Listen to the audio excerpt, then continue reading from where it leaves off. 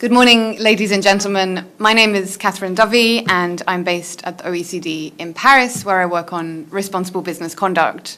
And more specifically, I manage the network of national contact points for responsible business conduct. I'm delighted to be able to deliver this message today on the occasion of the Responsible Business Forum in Ukraine. I'm sorry I can't be with you in person, but I wish all of you a successful and productive conference. Ukraine, of course, adhered to the OECD Declaration on International Investment and Multinational Enterprises in 2017, and from that point committed to the OECD standards on responsible business conduct. A total of 48 governments have made this same commitment to what we call the OECD Guidelines for Multinational Enterprises. These guidelines set out expectations by governments of companies, covering everything to do with sustainability, from human rights and labor rights, environment, to even taxation. So they are a truly comprehensive agreement. The guidelines were first adopted in 1976, and they've been revised 5 times since then. In 2011, a human rights chapter was added to the guidelines to ensure alignment with the UN guiding principles on business and human rights, in addition to several other important changes being made at that point. Within the OECD, our approach to responsible business conduct is really twofold. On the one hand, preventative, and on the other hand, problem solving. By preventative, what I mean is we've developed a series of sector-specific guidance documents for the business community which cover risk-based due diligence. So, for instance, this includes the garment sector, the agricultural sector, and minerals, and others.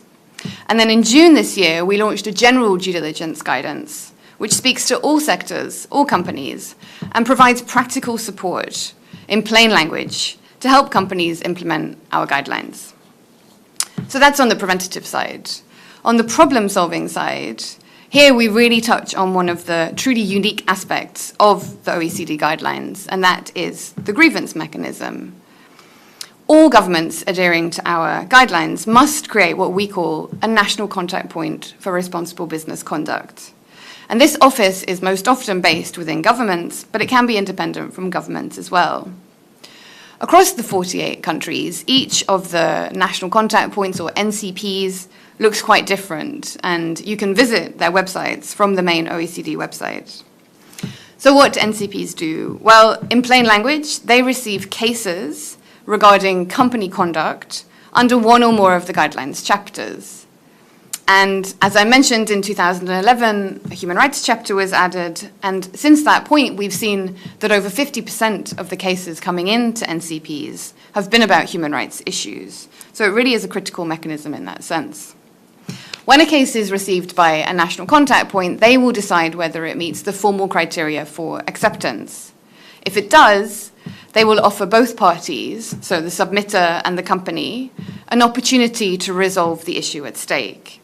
And the submitters can be anyone from non-governmental organizations, community groups, trade unions, individuals, etc. The mechanism is really open to anyone. So when this opportunity is offered by the NCP to resolve the problem, this can mean anything from formal mediation with a professional mediator, all the way through to dialogue or discussion. But ultimately, the NCP is the neutral party. Since the year 2000, when NCPs first began receiving cases, we've seen over 400 cases go through the system, covering a wide array of topics. And all of these cases are recorded in the OECD public database, so you can read them and the summaries and the outcomes there.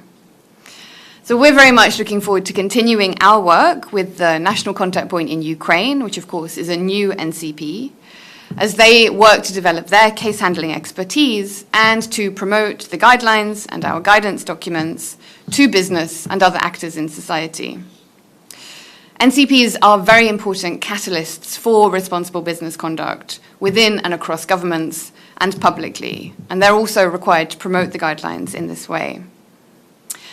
So on that note, I'd like to wish all of you a very successful and enjoyable forum in Kiev, and I very much look forward to hearing the outcomes of your discussions and staying in touch on these matters. Thank you very much.